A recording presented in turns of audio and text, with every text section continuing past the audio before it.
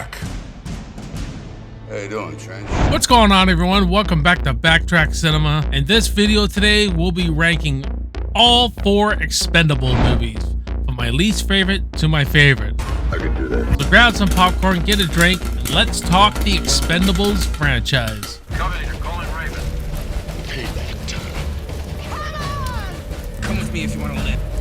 You just don't turn it off! So I finally saw Expendables 4, so I thought it's time to do a ranking. As you guys know, I'm a huge Stallone fan.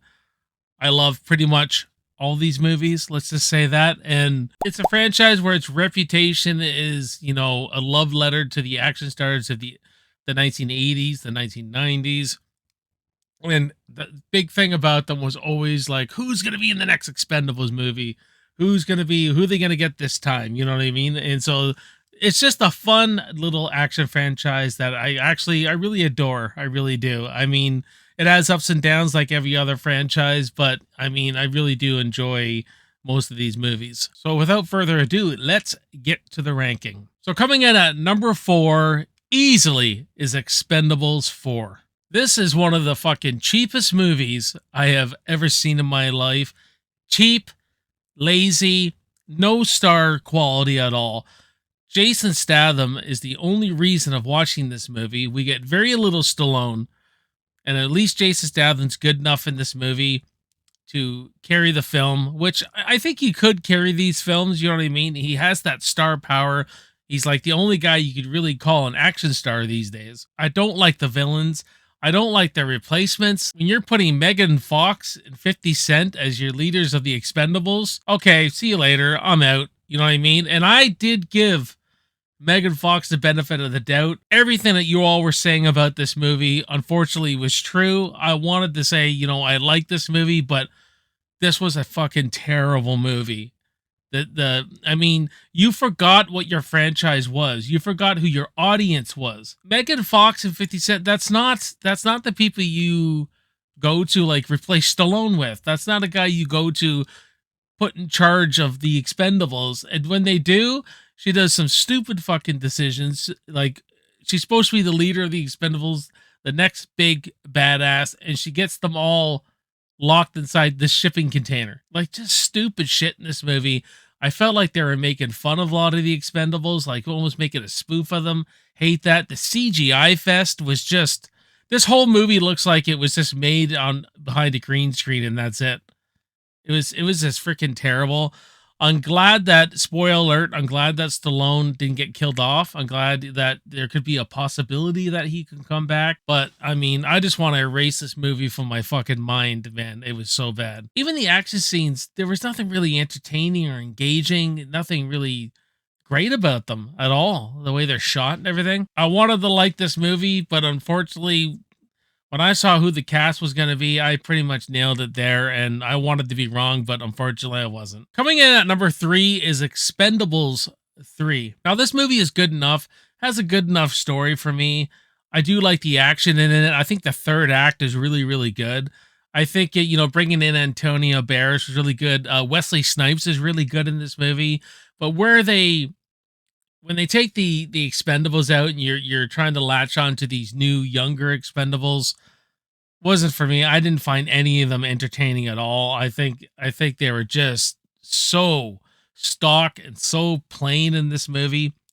Mel Gibson as the villain, though, really, really good. He was really good with his dialogue, his acting. I really think he played the villain really well. I thought he was intimidating as hell, especially next to Barney, like Sylvester Stallone, and everything was really well done. Cut me loose. I'll open your meat shirt and show you your own heart. The PG rating doesn't really help it. I mean, this should have just made this rated R. So some of the decisions they were making, it just made you scratch your head a bit. I like how they're all connecting though, and they're joshing each other, especially when Wesley Snipes enters the group, hitting Statham, going back and forth a little bit. I really like the idea of Antonio Banderas' character, where he was part of this kind of Expendables-like team, and his whole team got killed off, and he's alone and doesn't know where to go. Just wants to have friends again. Wants to be part of an ass-kicking team and everything like that. And again, that third act, you know, it had some really great action sequences in that third act, and the opening act is really good too.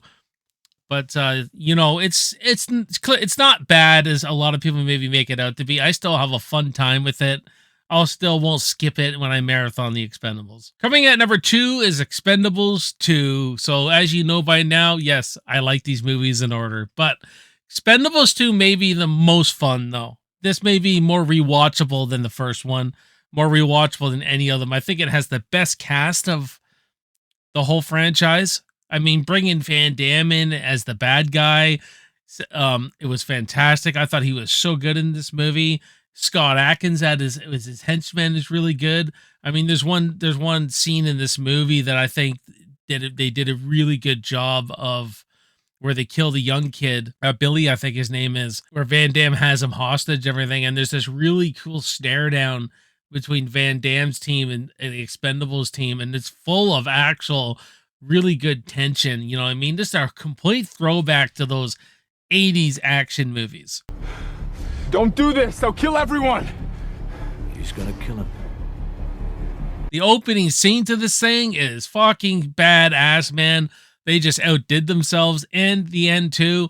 Bring in Chuck Norris into it. You get to see Chuck Norris, Bruce Willis, Arnold, and Stallone all kicking ass together. Finally, great ending fight with Van Damme and Stallone. That's just awesome. It's more self-aware than the first one. It clearly knows what it wants to be.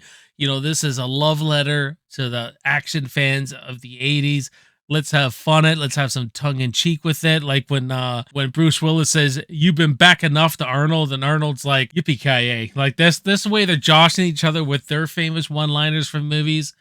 I can't say enough praise about this movie. This is a movie that I just love to watch. Love to watch. But coming at number 1 is the original Expendables. I just love this movie. I love the anticipation of this movie coming out. I was like, my God, all these guys in one movie. Dolph Lundgren, Stallone, Statham.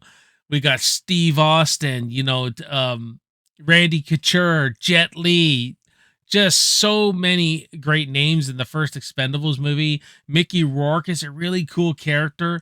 And just this band of brothers who just live for each other, you know what I mean? It has this classic male friendship to it that I think a lot of us can relate to. We're not soldiers and everything, but just being a part of a group of guys, you know what I mean? Perfect movie to watch on a guy's night out. You got Eric Roberts, who's a really cool smug bastard who's a bit of a sadistic.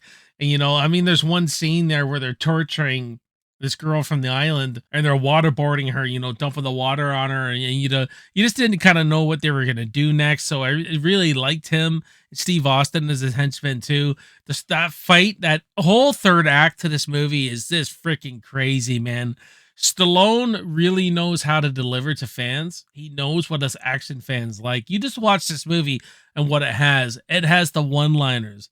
It has the tough guys. It has the great villain. It has the car chases. It has the hand-to-hand fighting. It has the gun fighting. It has explosions. Everything we want in an action movie is in this movie. And a good enough story, you know what I mean, about this leader, Barney Ross. You know, he's got this band of brothers. He's a cold bastard, man. He's completely shut off from all the bad shit he's done, and he wants to do this one good thing just to save a soul, just to say, you know, I did something that saved another person. It wasn't just about me. It was about saving someone. And I just like the redemption story, you know. Stallone's really good at, you know, redeemable characters, giving characters redemption, especially what they do with Dolph Lundgren's character. He has a really cool character arc as well. Really good performance by Mickey Rourke here, by all of them, really.